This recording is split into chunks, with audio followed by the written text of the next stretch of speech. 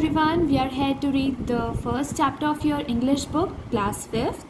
So, the chapter name is The Invention of Shoes, and this chapter is written by Rabindranath Tagore. He is renowned Indian poet, also an educator, painter, and a social reformer, and he has also won the Nobel Prize in Literature in 1930. हम लोग रोज़ अपनी assemblies में जनगण मन national anthem गाते हैं. That is written by the same poet and author Rabindranath Tagore. So let's come up to the first paragraph. Once upon a time there was a king called Hobu. One morning he surmounted his ministers and said, "Listen, Gobu Rai, I stayed up all night thinking, why should the dust dirty my royal feet whenever I step on the ground? All you people, you are only concerned with pocketing your fat salary. You have no concerns for the king or the kingdom or the problems that bother me. You must put an end to this at once, or else no one shall be spared from my royal wrath." हाँ, तो एक बार की बात है, एक king था जिसका नाम था होबू. एक सुबह उसने अपने मिनिस्टर्स को बुलाया और बोला, "रोबू राय, लास्ट नाइट मैं पूरी टाइम जगा रहा ये सोच के कि जब भी मैं ग्राउंड पे उतरता हूँ तो मेरे पैर गंदे क्यों हो जाते हैं." फिर किंग बोलता है कि तुम सब लोग सिर्फ अपनी सैलरी के लिए कंसर्न हो, तुम्हें मेरे बारे में या किंगडम के बारे में या मेरी प्रॉब्लम्स के बारे में कोई फिक्र नहीं है. And you must put an end to this. तुम लोगों को ये सब बंद करना चाहिए. Or else one shall be spared for my royal wrath. या तो तुम ये सब बंद करो या फिर मैं तुम्हें जेल में डाल दूँगा. Gobu Rai wondered and worried. He pondered and perspired. The Pandit's face turned pale.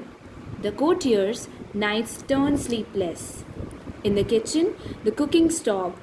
In the castle, the crying started. तो गोबू राय जो किंग के कोर्ट में था वो सोचने लगा, और जो उसके और भी कोर्टियर्स थे जो किंग के अंडर में काम करते थे उन लोगों की नींद उड़ गई. किचन में खाना बनना रुक गया और जो कैसल में लोग थे वो लोग भी रोने लगे. Gobu Rai looked far and wide and gathered all the scientists and learned men, all the scholars and mechanics he could find. They pushed their glasses up to their nose and sat down to find a solution to the royal problem. After thinking long and deep, they said, "If you do away with the soil, how will you grow crops?" तो गोबू राय बहुत दूर तक गया और उसने सारे scientist और होशियार लोगों को कलेक्ट किया, जो भी स्कॉलर्स थे और ऑफिशियल्स थे या फिर जो भी मैकेनिक्स थे. उसने उन लोगों को ढूंढा और एक जगह इकट्ठा किया. वो सब लोग सोच में पड़ गए कि किंग की जो प्रॉब्लम है उसे सॉल्व कैसे करें. तो बाकी लोगों के बहुत सोचने के बाद लोगों ने बोला, "if you do away with the soil, अगर आप सॉइल को ही दूर कर दोगे तो how will you grow the crops, तो फिर आप उस पर ग्रेन्स और क्रॉप्स कैसे उगाओगे?" The king replied, "if you cannot figure out how, then of what use you are." King ने बोला, अगर तुम इस प्रॉब्लम का सल्यूशन नहीं निकाल पाओगे तो फिर तुम मेरे किसी काम के नहीं हो. So they thought more and more, and then they made a purchase of 17,50,000 brooms. Workers were summoned. The dusting of the kingdom commenced. The dust covered the king's face and chest. No one could open their eyes because of the dust. No one could see the sun. People coughed and choked. The kingdom was almost buried under the dust. लोगों ने बहुत सोचा और फिर king ने 17,50,000 झाड़ू खरीदी और जो वर्कर्स थे उन्हें भी एक काम दे दिया. और जो किंगडम था वो पूरा डस्ट से कवर हो गया, क्योंकि जब वो लोग ब्रूम से सफाई कर रहे थे तो डस्ट उड़ रही थी, जिसकी वजह से kingdom was surmounted by the dust. और डस्ट ने किंग के फेस को भी कवर कर लिया, उसके कपड़ों को भी कवर कर लिया। कोई भी अपनी आंखें नहीं खोल पाया because of the dust. No one could see the sun, कोई सन भी नहीं देख पाया, बस लोग खास रहे थे and the kingdom was almost buried under the dust. और जो किंग का किंगडम था वो इतनी डस्ट के अंदर धंसा जा रहा था। The king said, you were suppose to get rid of the dust, not fill the world with it. King ने बोला, मैंने तुम्हें डस्ट हटाने को बोला था, ना कि मेरी किंगडम को उससे बरी करने के लिए। Then 21 lakh water carriers set out with bags of water. They ran fast and they ran all over, pouring water wherever they saw a speck of dust. All the ponds and lakes were soon overflown with mud. फिर king ने 21 lakh water carriers को खरीदा, जिसमें bags of water थे। और फिर उसने अपने सोल्जर्स को बोला कि तुम्हें जहाँ जहाँ डस्ट दिखे तुम ये पानी का बैग लेके वहाँ पे जाओ और वाटर को पोर करो। फिर धीरे धीरे जो भी लेक्स थे और जितने भी पॉन्ड्स थे जहाँ पे डस्ट जमी हुई थी, वहाँ पे पानी की वजह से dust gradually changes into the mud. No boat could move on the river since there was no water. The water creatures perished. कोई भी बोट या रिवर में नहीं चल पा रही थी क्योंकि वहाँ पे वाटर ही नहीं था, हर जगह बस मड ही मड थी। और जो वाटर में रहने वाले एनिमल्स थे वो लोग भी धीरे धीरे मर रहे थे। The land creatures tried their hand at swimming. They could hardly walk or run on the mud. No bazaar could be set up. No trading stopped. All the king's subjects sneezed and coughed and sniffed and suffered. तो जो animals land पे रहते थे उन लोगों ने try किया swim करने का, पर उस मड और गीली मिट्टी में कोई चल ही नहीं पा रहा था। ऐसा कोई बाज़ार नहीं था जो खुला हुआ था, और जो ट्रेडिंग्स थे वो भी स्टॉप हो गए थे। और जितने भी किंग्स के सब्जेक्ट्स थे, जितने भी उसके लोग थे, वो लोग बस स्नीज कर रहे थे, खांस रहे थे, कफ कर रहे थे एंड नाक उनकी बह ही जा रही थी और वो बहुत सफ़र कर रहे थे। The king said, "What a lot of fools! They got rid of the dust only to replace it with mud." फिर किंग ने बोला, तुम सब फूल हो, बेवकूफ़ हो। मैंने तुम्हें डस्ट से बचने को बोला था, पर तुमने क्या किया, उस डस्ट को मड से रिप्लेस कर दिया पानी डाल के। Once again, everyone gathered to solve the royal problem. फिर से बहुत सारे लोग इकट्ठा हुए रॉयल यानी किंग की प्रॉब्लम को सॉल्व करने के लिए। Once again, the great men and their assistants racked their great brains. They thought and then thought harder, but they were baffled and blank. They were at a loss to know how to lose the dust. फिर से उन लोगों ने सोचा, great mains ने और उनके assistants ने, उन लोगों ने अपने दिमाग पर जोर डाला और ये सोचा कि अब वो इस प्रॉब्लम को सॉल्व कैसे करेंगे। वो सोचते गए एंड देन वो लोग फिर भी ब्लैंक थे और कंफ्यूज थे। वो लोग ये सोच रहे थे कि ये सब वो लूज डस्ट की वजह से हो रहा है। Someone said, "Cover the earth with man. Rugs and carpets shall stop the dust from touching the royal feet." कुछ लोगों ने बोला कि पूरी अर्थ को ही मैट से कवर कर देते हैं।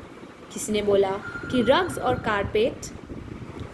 रग्स और मैट से पूरी अर्थ को कवर कर देते हैं, वो रॉयल फीट यानी किंग की फीट को टच करने में हेल्प करेगी। Someone else suggested, "Keep the king indoors. See to it that there's no hole or loophole anywhere. If he does not step out on dust, no dust shall touch his royal feet." किसी ने suggest किया कि अगर king घर के अंदर या kingdom और कैसल के अंदर ही रहेगा तो उसके पैरों में डस्ट लगेगी ही नहीं। और ये भी देखना होगा कि उस रूम में कोई होल ना हो जिसकी वजह से डस्ट उस रूम के एंटर ना करे। दैट इज़ वाई अगर किंग बाहर ही नहीं निकलेगा then the dust will not touch his feet. The king said, "Very true, but I am worried. If I were to stay shut up indoor every day, all the day, then the royal machinery shall come to a stop. My kingdom shall be ruined." King ने बोला, ये बिल्कुल सही है, पर मुझे एक चीज़ की चिंता है कि अगर मैं इंडोर रहूँगा और अपने रूम में रहूँगा हर दिन बहुत दिनों तक, तो मेरी जो रॉयल मशीनरी है, जो मेरे लोग हैं, पीपल हैं और कोर्टियर्स हैं, वो काम करना बंद कर देंगे और मेरा किंगडम तबाह हो जाएगा। Then, taking matters into his own hand, the king announced, "Call the tanners, all of them, wrap the whole land in leather. This shall be my great contribution, a mighty blanket for the dusty earth." फिर king ने सोचा कि अगर मैं बहुत सारे tanners are the people who make leather, जो लोग लेदर बनाते हैं उन्हें टैनर्स बोलते हैं, तो किंग ने ये चीज़ को अपने हाथ में लिया और बोला कि मैं बहुत सारे टैनर्स को अगर बुला लूँ और पूरी अर्थ को, पूरे लैंड को लेदर से कवर कर दूँ, तो ये मेरा एक योगदान होगा पूरे अर्थ के वजह के लिए जो बहुत ही डस्टी है। Everyone bowed to the king. "What a brilliant idea, Your Royal Highness," they said. बहुत सारे लोगों ने किंग के सामने झुके और बोला कि ये कितना ब्रिलियंट आइडिया है मेरे राजा। It is only a question of finding a tanner good enough. पर यहाँ पे एक क्वेश्चन आता है कि इतना अच्छा टैनर हमें कहाँ से मिलेगा। The royal emissaries set off in very which way. Everyone stopped what they were doing and rushed out to look for a tanner good enough. Where could they find such a tanner? And where could they find so much leather? At least, the chief tanner of the kingdom presented himself at the royal court. So, emissaries मतलब जो messengers होते हैं, जो representatives होते हैं kingdom के, वो सब लोग ढूंढने के लिए, तलाश के लिए निकल गए किंगडम से बाहर। और फिर उन लोगों ने सोचा कि हमें इतना अच्छा और परफेक्ट टैनर कहाँ से मिलेगा। और दूसरा क्वेश्चन उनके दिमाग में आया कि टैनर के साथ हमें इतना सारा लेदर कैसे मिलेगा। एट लास्ट जो उनके किंगडम में एक चीफ टैनर था, वो आगे आया और रॉयल कोर्ट में आया किंग के सामने। He was an old man. He bowed to the king, smiled a little, and then said, "If your Royal Highness permits, I have a suggestion to make. It might fulfill your wish in a simple yet effective way." तो जो भी royal या फिर chief tenor था kingdom का, वो एक बुढ़ा इंसान था। वो किंग के सामने आया रॉयल कोर्ट में और उसने किंग के सामने अपना सर झुका के बोला और थोड़ा सा स्माइल करते हुए बोला कि हे मेरे राजा, मैं आपसे एक परमिशन लेना चाहूँगा। I would like to suggest something. उसने बोला कि मैं कोई सजेशन देना चाहूँगा जो कि बहुत ही सिंपल है और बहुत ही इफ़ेक्टिव वे में आपको लगेगा। You may make your suggestion, said the king. तो किंग ने उसे इजाज़त दे दी कि तुम अपना सजेशन मुझे पेश कर सकते हो। Cover your royal feet, your highness, said the old tanner, then you shall not have to cover the whole earth.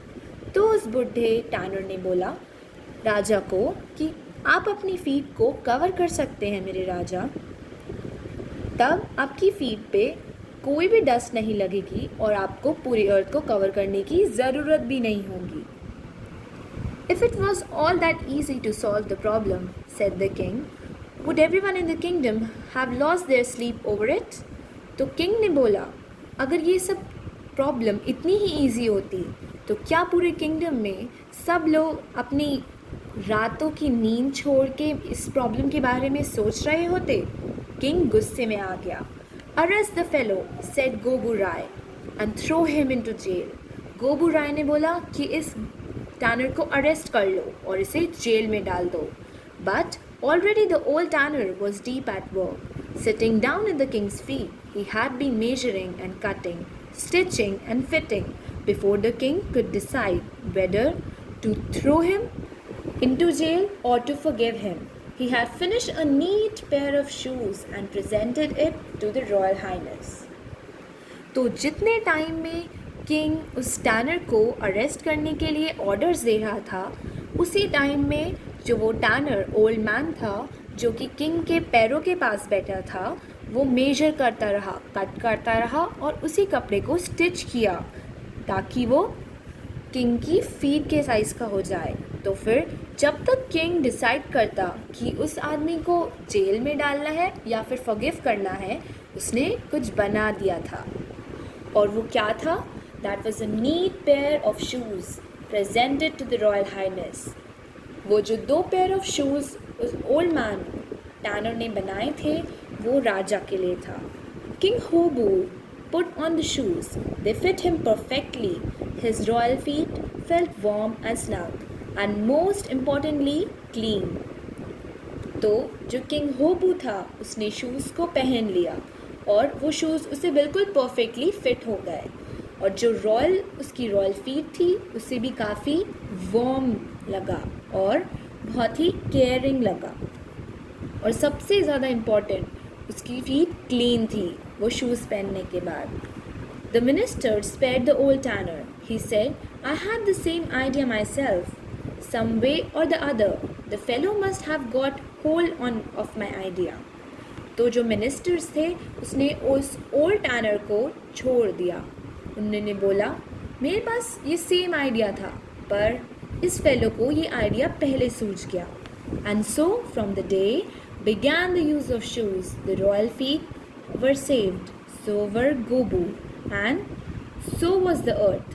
तो तभी से लोगों ने शूज़ पहनना स्टार्ट किया, उनकी रॉयल फीट क्लीन हो गई और बच गई, और गोबू भी बच गया और पूरी अर्थ भी बच गई. So this was a story adapted from the Juta Abhishekar that was written by Rabindranath Tagore. So this was all about the chapter. I think अब सब लोगों को समझ में आ गया होगा. So thanks for watching.